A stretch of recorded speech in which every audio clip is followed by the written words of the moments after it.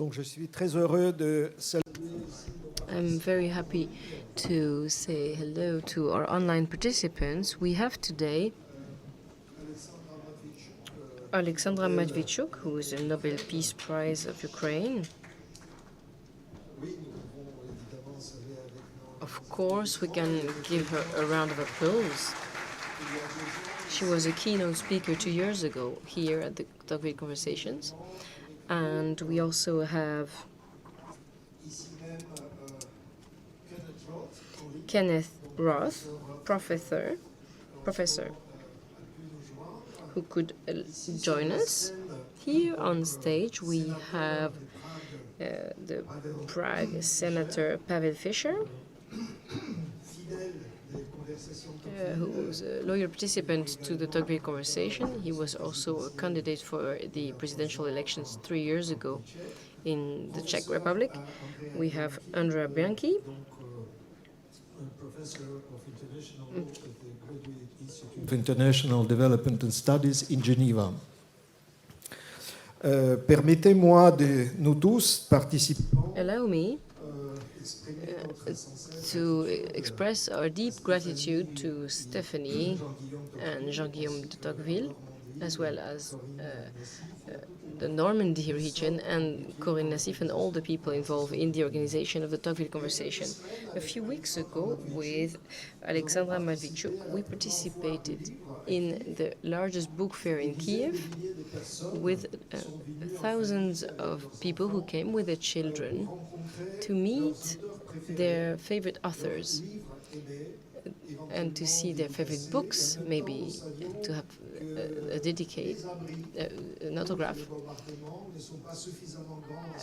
Unfortunately, the shelters are not enough to protect all the people from bombing. So people were risking their lives to participate at the meeting, to have a similar event as today's meeting. So it's not a... We want to start with a deep thank for our citizen on the front line who give us the possibility to have this new breath for our culture. And I also want to underline that we now must think of the Tocqueville moment. The criminal regime of Putin is a new form of anti-Europe, and a special court was created to rule this week on the aggression for Ukraine. It's a big event on the international scale, and this is the fruit of considerable work for over 3 years.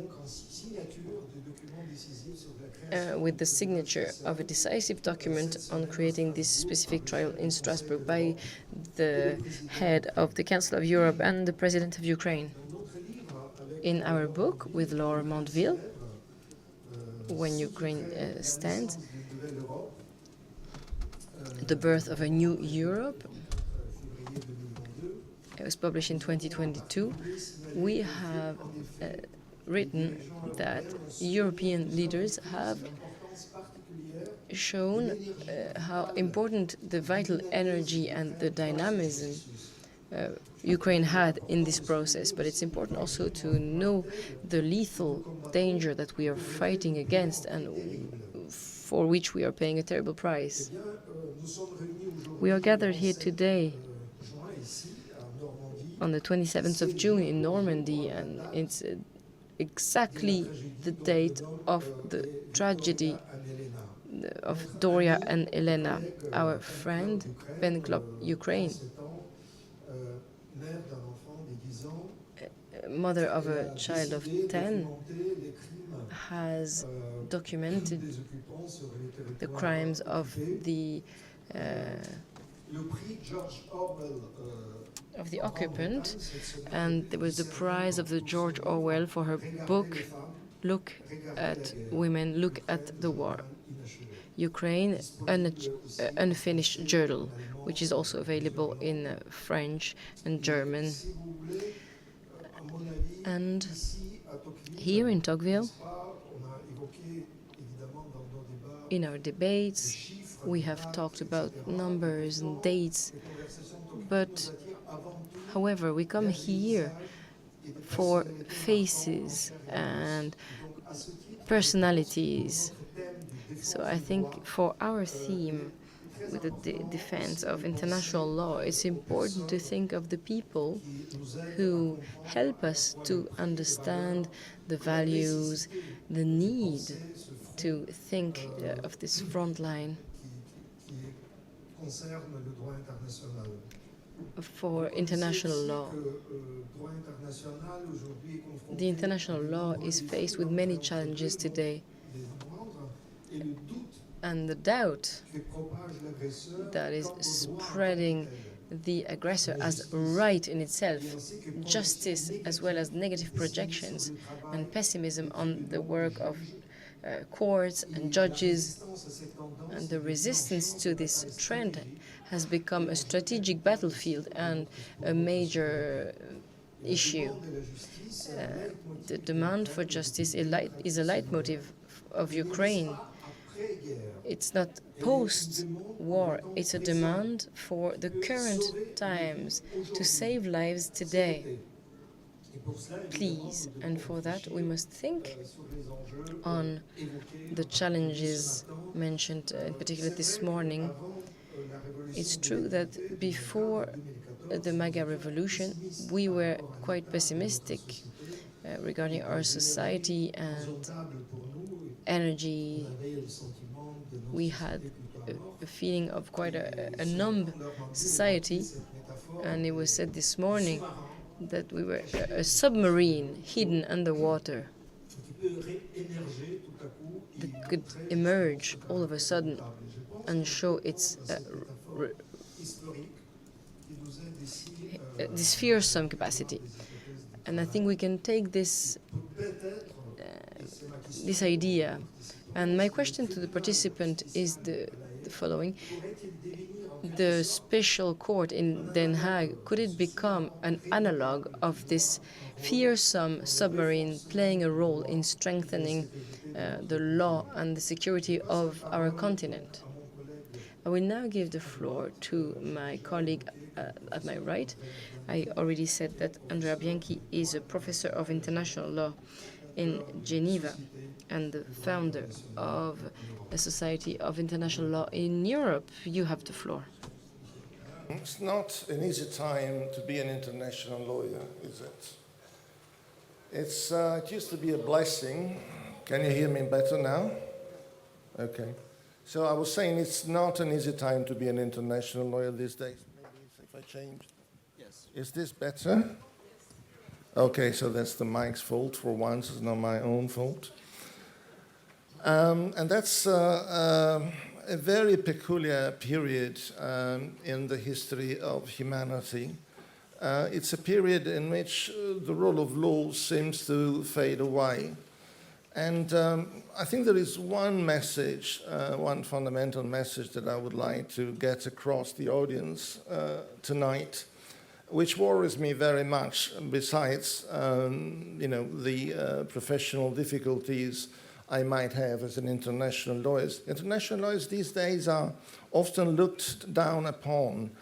We are seen as if we were the instantiation, or rather the personification of failure, defeat, the failure of an ideal, the failure of a political project. But this may sound as a corporatist preoccupation, but there is one concern that I have and that I want to share with you. It seems to me that in the past few months, there has been the disappearance, or maybe not the disappearance, but a steady decrease of the vocabulary of law in international relations. We don't talk about law very much. And how very strange. On Liberation Day, you've got President Trump with his big blackboard, 100% tariffs, 58%, 60%. Nobody talks about the illegality of this, as well as the illegality of other things that have been done in terms of the violation, not just of the laws of trade, but also of the institutions or the WTO? What happens to that beautiful edifice that we believe so much in? And likewise, recently, about the use of force. We are preoccupied about the US intervening, Israel bombing, Iran retaliating. But where is international law and all that? Why does not anybody speak about what is legal and what is not legal, regardless of who's our friend and who's our foe? And I think this is very, very worrisome for all of us. And then international law talks about in a particular way. We often attribute anthropomorphic features to international law as if it were a living creature. International law stands up against evil, it's stressed, it's strained, stretched to our limit, it suffers from its weaknesses, it wants to do this or that. How very strange. International law is nothing of the sort. And one of those projections that I think people often make about international law is as if it was the valiant knight in shining armor, and we are all there waiting for him to come and rescue us in his white horse. This is not going to happen. This is not what international law is. International law is primarily a language that shapes a certain social practice. It's the way things get done by international actors out there when they want to do things together. And if that language is no longer spoken, if the culture in which that language is embedded changes, well, that's where we are. All hell breaks loose. And international law disappears from the scene. There are some parts of the world nowadays in which the law is just not present. There are some parts of the world in which I get so upset that journalists ask me, look, what are the rules of international humanitarian law that are being violated? Look, what are the laws of these and that? And I said, look, it's not about technicalities. It's about the negation of the law altogether. It's the negation of the law and the negation of humanity. It reminds me a bit about, you remember Guantanamo, still in place, but it used to be a big thing in the aftermath of September 11th. And I got so fed up being asked about technicalities. Also, Guantanamo was a zone which was law-free, where the law has no standing. And I think this is a very bad thing, because once you start admitting of the possibility that the law may not apply in certain places or to certain categories of people, that doesn't bode well for humanity as a whole. So I think that's what we are talking about in these circumstances. And why don't we for once reverse the perspective, and rather than asking what can what can international law do for us, why don't we say what can we do for international law? And I think there is something that we can do, we can all do. We can speak, we can say words. Words are powerful. And we can speak words that help us preserving a fundamental sense of legality, what is legal and what is not legal. Even when we can't prevent evil from happening, it's so very important to keep as a benchmark what is good, what is bad, what is legal, what is illegal. If we could appreciate that Russia waged a war of aggression against Ukraine, is because we qualified exactly in the same terms the use of force by the United States against Iraq in 2003. We couldn't prevent that. We couldn't prevent Putin from invading Ukraine, but it's so very important that we preserve the words that help us understand the principle of legality. And I think that that's what can get us through to the next phase, to carry over that sense of what is legal, what is not legal. That's the only hope we can carry over in a period which we all hope will soon materialize. So I was very relieved in all this mayhem and existential questions when Constantine asked me to speak about the special tribunal. Finally, some kind of accomplishment that international law seems to have brought about recently. And as I said earlier, 2 days ago in Strasbourg, the agreement between President Zelensky and the Secretary General of the Council of Europe was concluded, and the statute of the new tribunal was adopted. It's an interesting initiative, isn't it? It's a tribunal that has a very specific jurisdiction. It will be in charge of judging of the so-called leadership crime, only on the crime of aggression. That is a crime committed by, the top of the government, the elite in terms of political leaders and military commanders, something that the ICC in the circumstances could not achieve.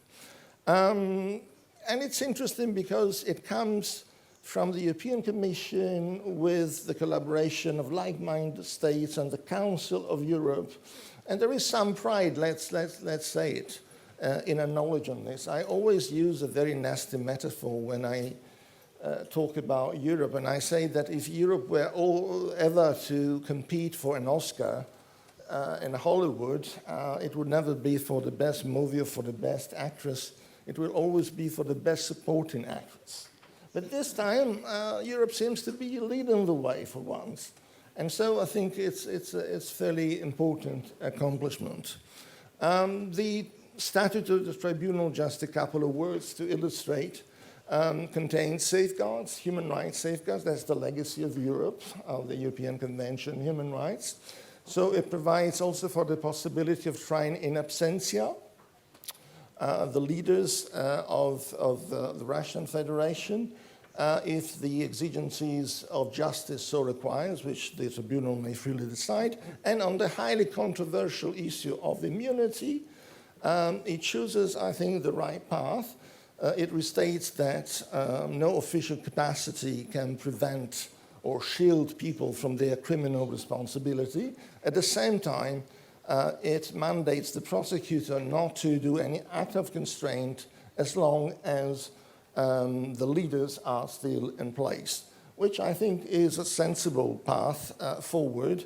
There is an element of strong deterrence in that, because I do understand that if you start accusing, incriminating incumbent leaders, this might be a little bit messy, but the idea that these very leaders may be held accountable once they step down from power, it's a powerful one, believe me. Pinochet, you may remember, when the House of Lords, as it was then called, allowed Spanish courts to prosecute General Pinochet for crimes he had committed while he was head of state. You know what happened to all the former dictators living comfortably near Geneva? They disappeared overnight. So there is some good in that solution. But let's see, where this new experience leads us. I would not be entirely happy to conclude by simply making the eulogy of the tribunal, because there are also some problematic issues related to this. This is a special tribunal. It's an ad hoc tribunal. It's not new. There have been also other ad hoc tribunals on former Yugoslavia, on Rwanda, on Lebanon, the extraordinary chambers for Cambodia, the special chambers for Sierra Leone. The idea that we can create an ad hoc tribunal to cope with certain particular situations, what I call ad hocism. What's the challenge of ad hocism? The risk is that ad hocism can only be done in certain contexts. And it's problematic in terms of the universal need for justice that the International Criminal Court came to incarnate. So I think that some kind of coordination must be established, and we should not give up so easily on the concept of the universality of international criminal justice, because that's the real project. And just a final reflection, since we are where we are, which is a place and a region loaded with history and symbols. After all, that's where the march towards the liberation of Europe started. After World War II, the new institutions were created. And even though those institutions are a little bit obsolescent, they don't meet our expectations, how about the ideals that the leaders at the time wanted to put forward and that were the pillars of that new world order? The prohibition of the use of force, to liberate humanity from the scourge of war, the protection of human rights and the principle of self-determination, and the idea that the perpetrators of heinous crimes should be punished in the name of international justice. Are we really sure that we want to walk away from these principles, regardless of the fallacies and the flaws of the institutions that administer them? Is this Europe's moment? Est-ce que c'est l'heure de l'Europe? Je ne sais pas. I don't know. But maybe Is it Europe's moment? I don't know. of us moment. Let's think about it before doing the autopsy of a creature, international law, which may not be dead as yet. Thank you.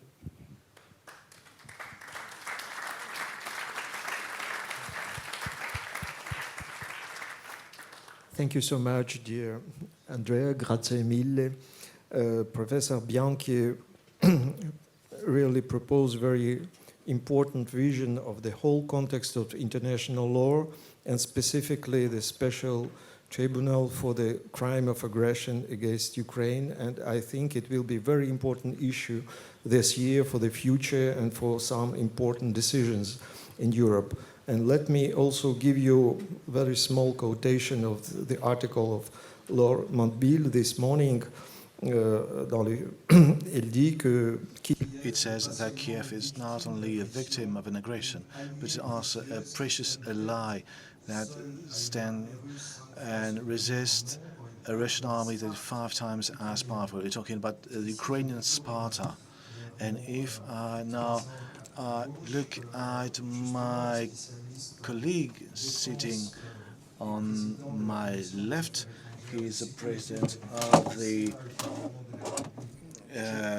Czech Republic, and it's essential to also think how the decisions of the legal institutions can help us to move forward, and we can allow us to have the initiatives to mobilize 200 billion euros worth of frozen Russian assets. Pavel, now you have the floor. Senator Fischer, please. Thank you very much for inviting me to this panel. And I will follow up on what Professor Bianchi said, because he explained very clearly how the international law is essential. And for me, it's pretty much the first line of defense.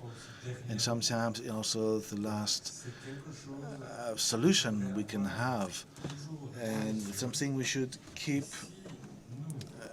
in mind. And if we in the West start neglecting the international law for opportunistic reasons, we need to understand what we're actually shooting ourselves in the foot, and even committing suicide, to be honest, because this morning we listened to testimonies and speeches of the president of the Red Cross Committee, and she talked about the atrocities, forcing us to question our own humanity in the conflict areas, and the Red Cross is there.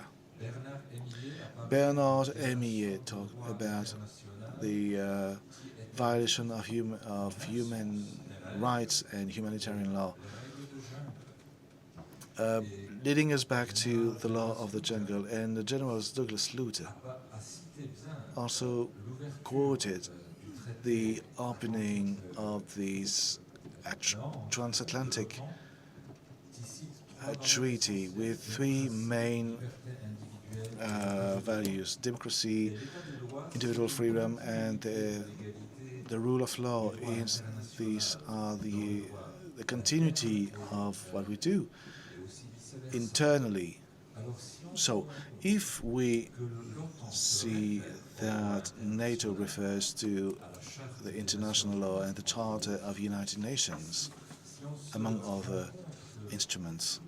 If we understand that the whole construction of the EU is based on the rule of law, on the international law, and if we start neglecting these laws because for opportunistic reasons, well, we are dismantling the whole framework that allows us to live safely, in the framework that helps us to tackle impunity, and it's at the very basis of raison d'etre. So it's essential to have this rule of law. Just imagine we neglected this rule of law. While Ukraine will struggle with defending itself, but let's not forget that Russia is also committing terrible crimes, but China, under the rule of the Communist Party, is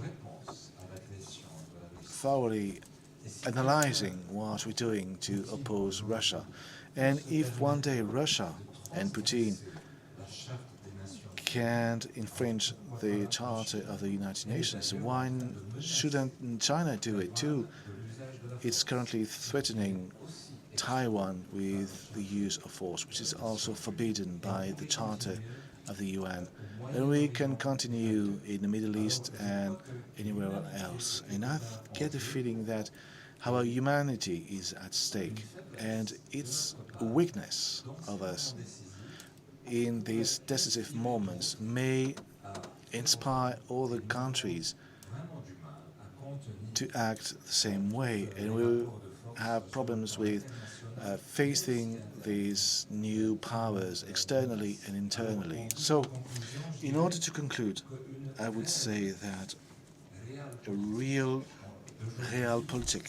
of today, a pragmatic approach, should abide by the rule of law. Otherwise, we are in a very dangerous slippery slope.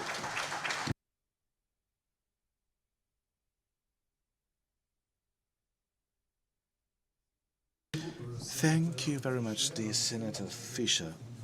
Yes, you have a long experience and good analytic skills to when it comes to our rule of law. And I also wanted to say that in the book we received the George Orwell Prize, which is a symbol for us Europeans. In Women Look at War, she also talked about a friend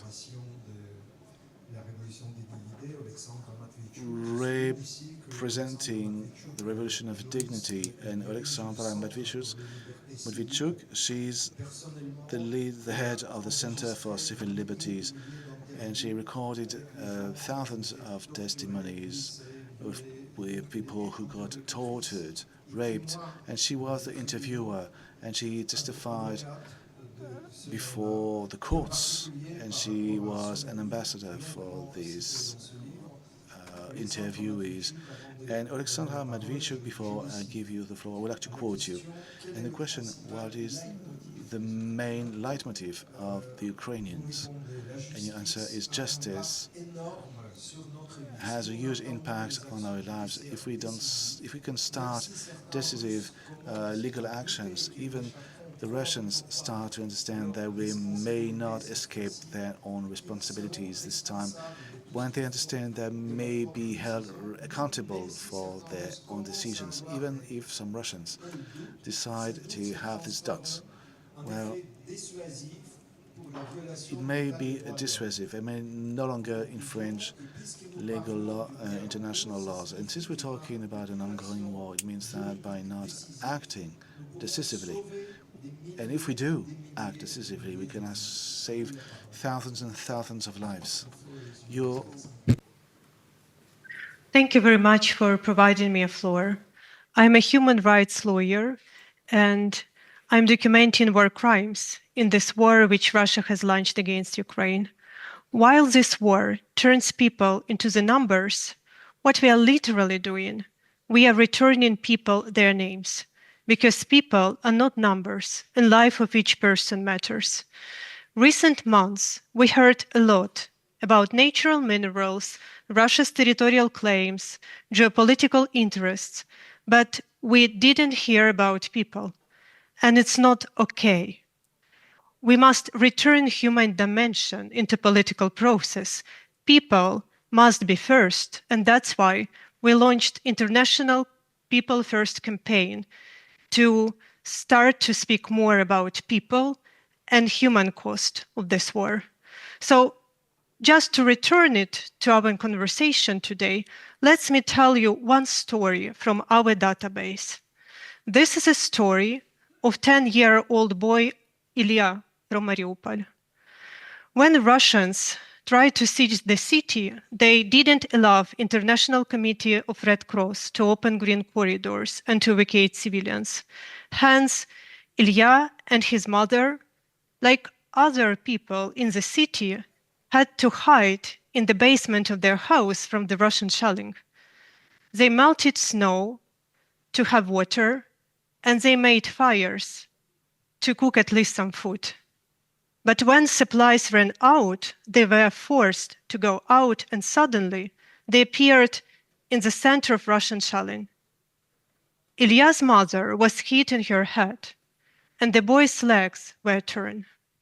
With the last strength, his mother took her son to the friend apartment. It was no medical assistance, because prior to this, Russians deliberately destroyed maternity hospital and entire medical infrastructure in the Mariupol.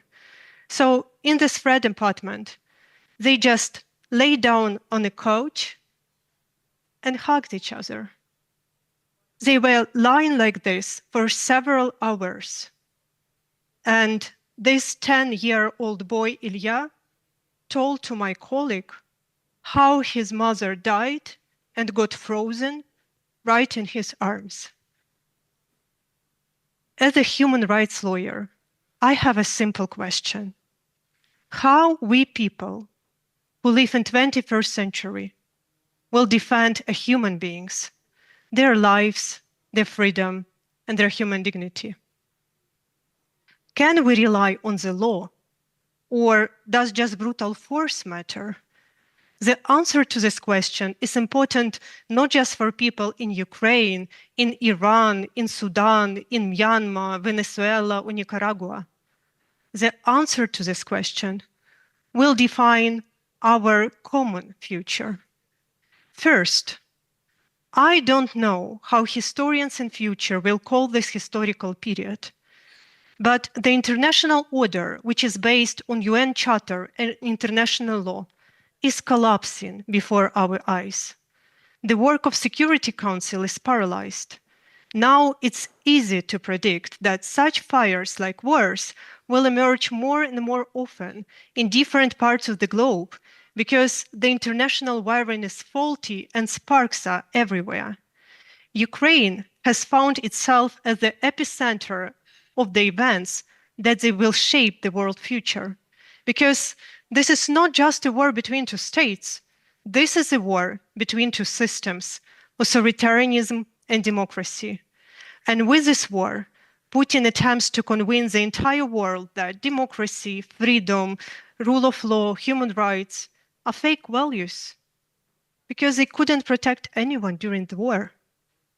Putin attempts to convince that country with a strong military potential and nuclear weapon can break the international order, can dictate its rules to entire international community, and even forcibly change the internationally recognized borders. And if Putin succeeds, it will encourage other authoritarian leaders in different parts of the globe to do the same. Second, I know that people start to understand that the war is going on only when the bombs fall in on their heads. But war has not just informational, but not just military, but also informational dimension that applies a battle for people's hearts and minds. And this battle knows no national borders. The way people see the world defines their decisions and actions, and that is why authoritarian regimes attack the truth. Modern authoritarian regimes do not share a common ideology. However, they promote common narratives. They argue that dictatorships mean stability and security, while democracy means weakness and inefficiency. They erode trust between people and destroyed our connection with reality. On the top of that, we live in a world with a rapid development of new technologies. People spend more and more time in digital reality, which overloaded with fakes and disinformation. It leads to the result that people start to lose their ability to make distinction between lie and truth. And now we have a situation when people from the same small community has no more a shared sense of reality. Without a shared sense of reality, people can't do common actions. Without common actions, we can lose our freedom and democracy. Third, my experience dealing with the consequences of mass violence has led me to a simple conclusion. The collapse of the international order was preceded by collapse of ethics. We began interpreting the slogan "never again" differently. For Ukrainians, never again means precisely that.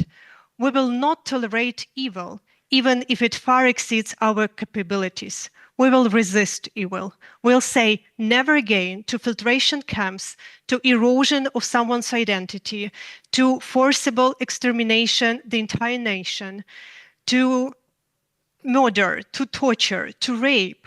We will fight with evil for the slightest chance for our children to have the freedom to live without fear of violence and to have a long-term perspective.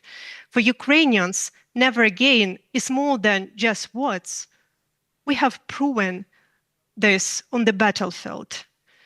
However, many people in Europe and around the world, they have inherited democracy from their parents.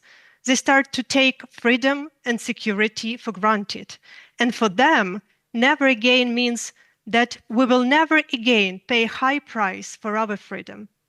Even if our lives are at stake, we no longer want to risk them. We will compromise with evil, shaking hands with Putin, building gas pipelines, do business as usual. We will normalize evil. We will leave millions of people in occupation. So all these years, human rights lawyers will document the forcible abduction, torture, rape, denial of your identity, forcible adoption of your own children, filtration camps, and mass graves. Those who measure everything solely in terms of their comfort and reject ethical ground have a typical horizon problem. They seek immediate benefits. However, if you want your future on a credit card, remember that you will eventually have to pay back the loan with interest, because Russia is empire. Empire has a center, but has no border. Empire always tries to expand. Regardless whether or not we have courage to admit it, people in European countries are safe only because Ukrainians are still fighting. And finally, we had been taught to view the world through the lens of the states and intergovernmental organizations, but ordinary people have a much greater impact than they can even imagine. Ordinary people can make history. I recorded the testimony of Ukrainian scientist and philosopher Igor Kozlovsky after 700 days in Russian captivity. Before this, I documented hundreds and hundreds of testimonies of survivors who told me how they were beaten, raped, smashed into wooden boxes, their fingers were cut, their nails were torn away, their nails were drilled, they were electrically shocked through their genitalia.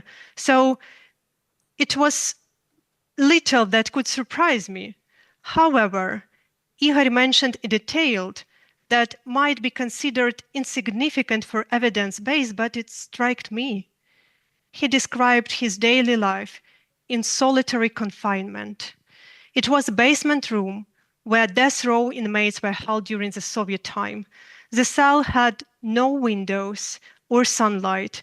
It was poorly ventilated, making it difficult to breathe. Sewage flowed across the dirty floor. Rats crawling out of the sewer opening.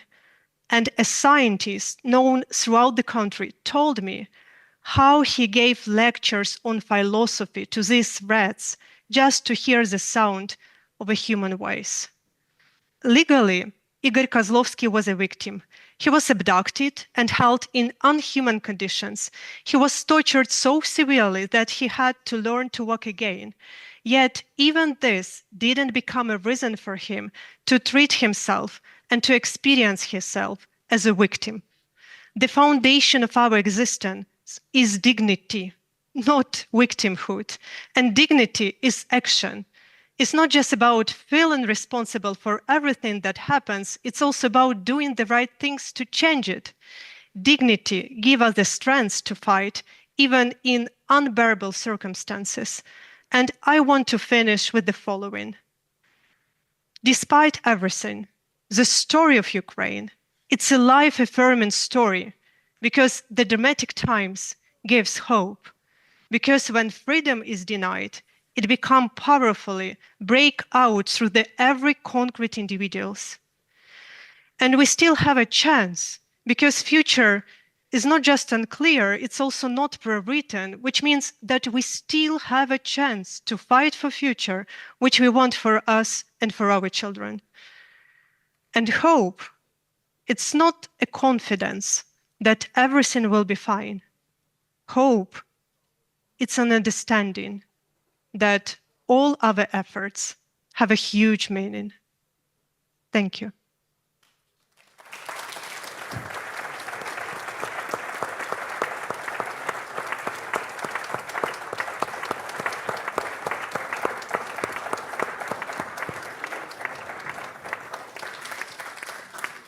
Thank you so much, Alexander Matveychuk, for your... Thank you very much.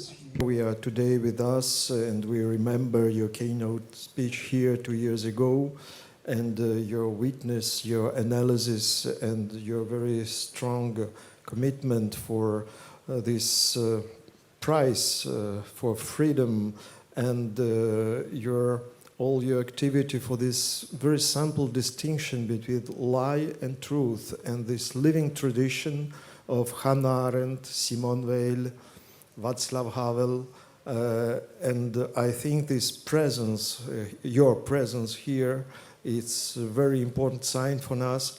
I also remember pretty well our common friend Igor Kozlovsky and his testimony that the fundamental and the foundation of our life is the dignity and not the status of victim. You have very important experience, collaboration with the Human Rights Watch, and now we will have the honor and the chance to hear Kenneth Roth, the professor at Princeton School of the Public International Affairs, and for many years you had Human Rights Watch. Please, Professor Roth, the floor is yours. Okay, well, thank you very much. It's my pleasure to join you. Let me begin by apologizing. I'm actually talking to you from an airport concourse, and so I hope you don't hear too much of the background noise. Thank you. I'd like to begin by addressing the earlier comment. I think it's important that we not confuse violations of international law with the demise of international law. They could be related, but they often are quite distinct. And as I look around the world, I actually see a mixed bag. I don't see grounds for pure pessimism or pure optimism, but I see different reactions to different situations. So for example, an area where there has been a violation but virtually no response has been, say, Rwanda's invasion of Eastern Congo using its M23 proxy rebels.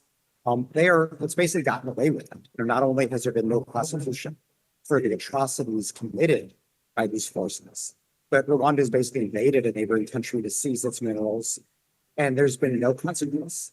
Even today, there's supposed to be a ceasefire agreement that is initialed in Washington, and there's no talk of Rwanda withdrawing.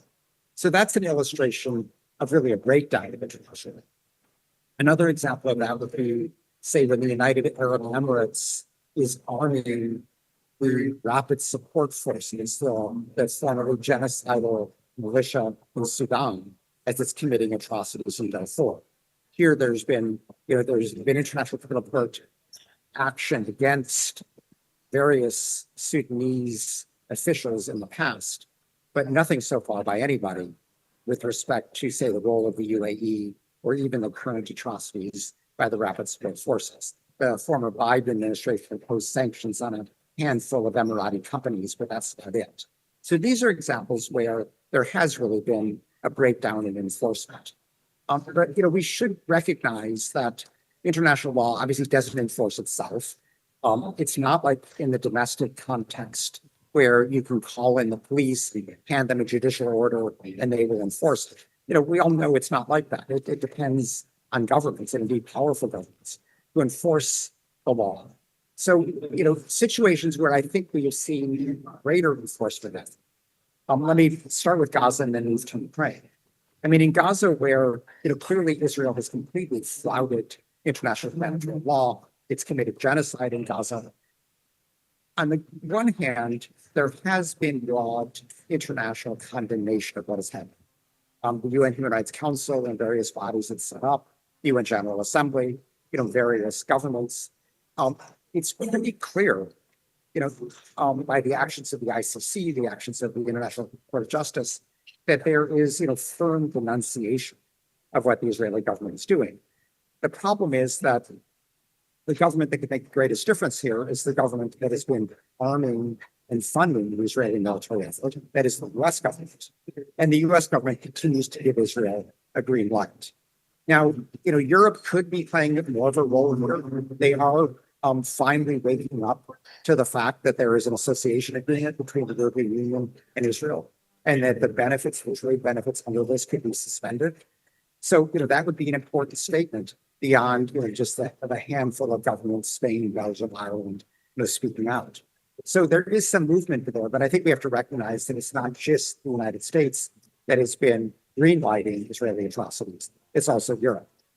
Now, I set these, three illustrations out as background because I think that in the case of Ukraine, there has been a greater effort to reinforce the importance of international. And so, again, we've had the UN Human Rights Council, repeatedly addressing the war crimes and other atrocities in Ukraine. The UN General Assembly has repeatedly spoken out against the war crimes as well as the aggression. The International Criminal Court has acted kind of. We know that it doesn't have jurisdiction over the crime of aggression. That's why this new special tribunal is being contemplated. But even within the realm where the ICC does have jurisdiction, war crimes, it's been pretty tepid. If we think about Putin has only been charged with the kidnapping of Ukrainian children. And I don't want to minimize that. It's a serious crime, but he has not been charged with any aspect of the bombing. 4 Russian military commanders have been charged with attacking electrical infrastructure, an important step. Putin is clearly overseeing this. He clearly has command responsibility. He hasn't been charged for that. Nobody's been charged for indiscriminately attacking Ukrainian cities. So there is a real, I think, failure even within the institution that clearly has jurisdiction to go as far as it should. And of course, now with Karim Khan having taken a leave of absence because of the sexual assault allegations, it's a headless institution. It's not, I don't know who's in charge. So, the 2 deputies who've been assigned, but I don't know if they feel that they have the political strength to push forward. So, that underscores a little more the importance of addressing the crime of aggression. And that's why I welcome the Council of Europe's agreement with Ukraine to move in that direction. We haven't seen the fine print, obviously, but in principle, they should get past the problem created by the International Court of Justice in the Congolese case, the arrest warrants case, which gives immunity for sitting heads of state, heads of government, and foreign ministers. And the exception to this that the court recognized is in the case of an international tribunal, which presumably the Council of Europe's involvement in this would be enough to meet that test. So we have to see how this plays out. This is an opportunity. I think it's important to recognize that this is happening, despite the disquiet of the U.S. government. That even though the U.S. government, under Biden, was a strong supporter of Ukraine, it was not thrilled with the idea of an aggression tribunal for fear that it could be changed. For example, with Trump's recent bombing of Iran. Certainly, the Trump administration is not going to be supportive of this. Now, there is a long history of Europe standing up to resistance from Washington. That's how we have the International Criminal Court. Washington, at that point, the Clinton administration wanted a court that could never reach an America. And Europe, as well as much of the rest of the world, said, no, that's not our idea of justice.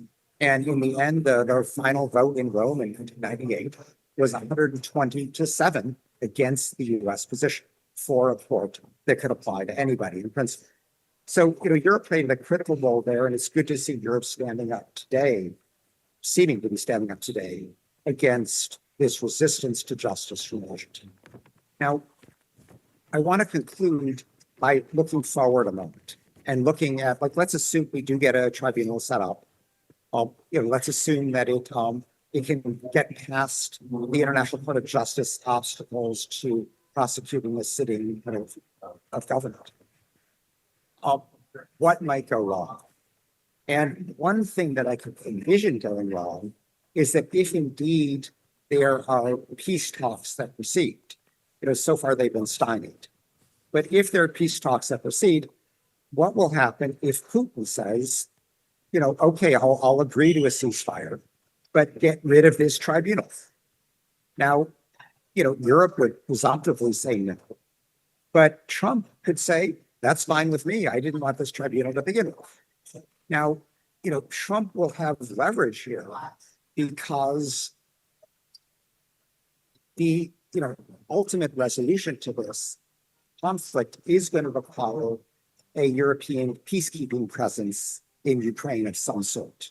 We have to have something there that will ensure that Russia doesn't use the ceasefire to replenish its depleted forces, to rearm and reinvade. Because, of course, what Putin wants is not just, a handful of territories in eastern Ukraine. He wants to crush Ukraine's democracy so it no longer serves as a model for the Russian people. So in those circumstances, there is a need for European peacekeepers. And so far as I understand it, European forces that might be willing to provide troops still want a U.S. security backstop. For the U.S. being willing to come in and protect those troops as peacekeepers should Russia start attacking. That's something that, Trump has not agreed to. He's going to be very reluctant to agree to.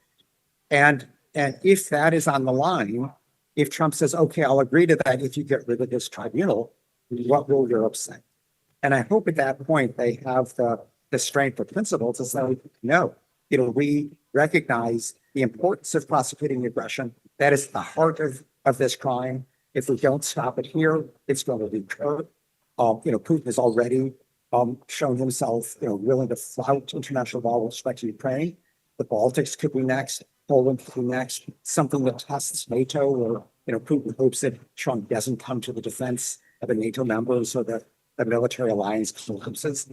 The stakes are high, and so I'm just bringing up this, future possible scenario, so we start thinking about it and recognize that merely establishing the tribunal is not going to be enough. We're going to have to build the resolve of the European governments that have stood behind the tribunal to defend it in the event that it comes under pretty fundamental attack. So I will stop there. Thank you. Thank you, Professor Roth. It's very important for us to hear you, and I would like also to mention that you recently, this year, you published the book Righting Wrongs, Redresser les torts, publié aussi en France cette année. We have a very important panorama about this topic, international law and the test of Ukraine. We have very brief moment for the dialogue and reaction of our speakers online and offline. So please, Professor Bianchi. Very briefly, I think that looking forward, there are some things that we all should keep in mind. There are some risks inherent in our approach. One thing to avoid at all costs that I think the president of the ICRC earlier this morning, warned us against is the double standard. Double standard, different ways of treating people in like situations is dreadful because it undermines the very idea of the equitable character of the law. So I think this is a danger which is always looming through the horizon. And I would associate this with another thought that spurred to mind hearing about the realities of human suffering and the need for empathy. The need for empathy is so fundamental. But empathy is by definition something that is universal. So we have to have empathy if we want to support certain ideals of universality, of justice. And empathy is also something that implies that, to paraphrase John Donne's famous poem, For Whom the Bell Tolls, whenever a man dies, don't you ask for whom the bell tolls. It tolls also for you. So whenever something tragic happens, whenever there is conflict, whenever there is death, wounds, human tragedy, let's not think that it's far away. Let's not relate to these dreadful events judging on their proximity to where we are. It concerns us, even when they are far away. It's the scourge of war that we must fight against, and we don't need to make distinctions. Thank you so much. Pavel Fischer. Merci beaucoup. J'ai deux points. So, thank you very much. I have 2 points. I'm going to react to Alexandra Matvichuk, and I thank her very much for her intervention and for her speech. So, when our governments start to act in a light way with obligations of the rule of the law, of international law, we must be careful, because if they treat it lightly, it means that tomorrow they can treat lightly constitutional matters in our own countries, and in particular the rule of law in our own country. So if there is no rule, there is nihilism. And I think it's extremely important to keep in mind this element. But Alexandra Matvichuk, And for your ideas. And I think that as you spoke about never again, it was very inspiring that for you as Ukrainian speaking with the experience of hundreds and thousands victims, this never again is completely different from the never again we hear in the countries which are not under bombs. And I think that this is something that is really an opener for me. Thank you so much. Thank you, Alexandra Matvichuk. The floor is yours. All this hell which we now face in Ukraine, it's a result of total impunity which Russia enjoyed for decades.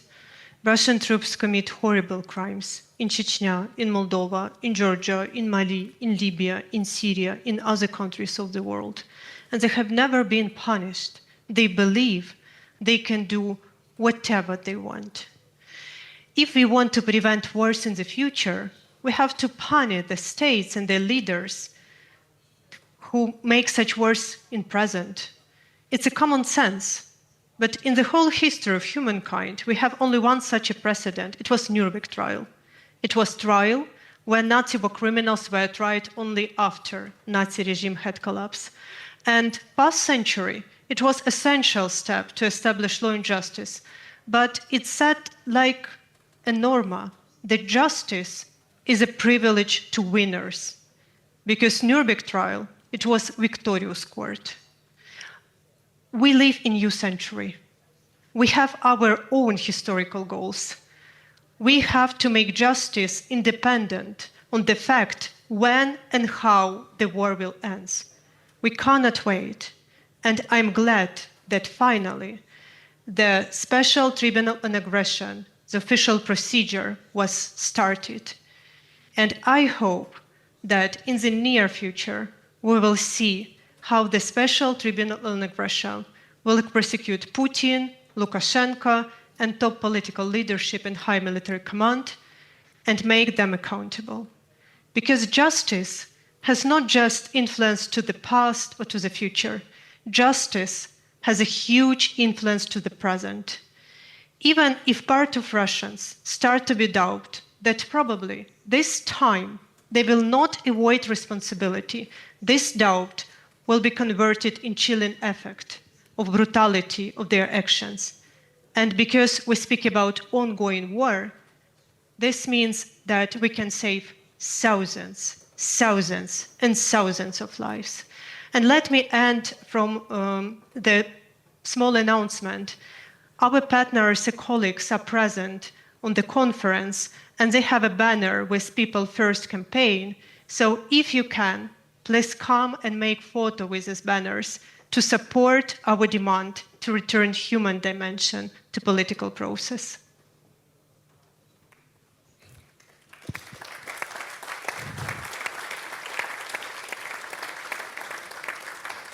Thank you so much.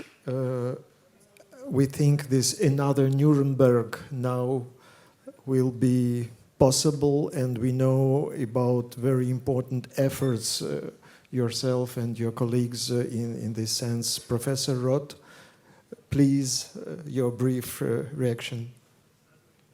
Okay, Richard, let me just first repeat Alexander's point, and I actually mentioned this in my book, Righting Wrongs, which is that, the fact that Putin got away with these mass atrocities in Chechnya, then got away with them again in Syria, laid the groundwork for pursuing the exact kind of war crime strategy in Ukraine. And so it's a good illustration of how impunity breeds more atrocities. Now, the other thing I spent a lot of time in my book, though, and I want to conclude with this because I want to put in perspective the endeavor that we're describing and addressing today, is that much as we're frustrated with the state of international justice, we have also come a long way in a relatively short time. When I started working as a human rights lawyer, there was no prospect of international justice. The Nuremberg and Tokyo tribunals were ancient precedents, and there was nothing at the international level. The most you could hope for was a truth commission. So, beginning with the Yugoslav and Rwanda tribunals and moving on to the ICC, we saw the possibility of international justice. But even with the ICC until very recently, it didn't address anyone other than people accused of atrocities in sub-Saharan Africa. And so it's only been in recent years that we've seen, Netanyahu or Putin or Duterte or the Taliban leaders or the Myanmar junta chief, people outside of Africa being pursued. So this is, relatively new. It's just a few years old. And today we're talking about, recognition of the limitation of the approach in Ukraine, the fact that only a handful of Russian generals have been prosecuted for war crimes, Putin only for the abduction of children, no one for aggression. These are big gaps that have to be filled. I see this as a next logical step when we actively have to support, but we also should recognize that, this is part of a pretty new process of international justice. We're at the forefront of it. We shouldn't be too discouraged as we try to push forward because so much of this is a novel endeavor. Thank you very much. Thank you. Thank you very much. Thanks for all. And let me say a few words in French. Robert Badinter, Minister of Justice and of Abolition, in his testimony, signed a book called The Accusation of Vladimir Putin. He wanted to give another title to it, which was The Accused, Putin, Please Stand Up. And I think it's very important to take it seriously, of a very famous jurist of our times.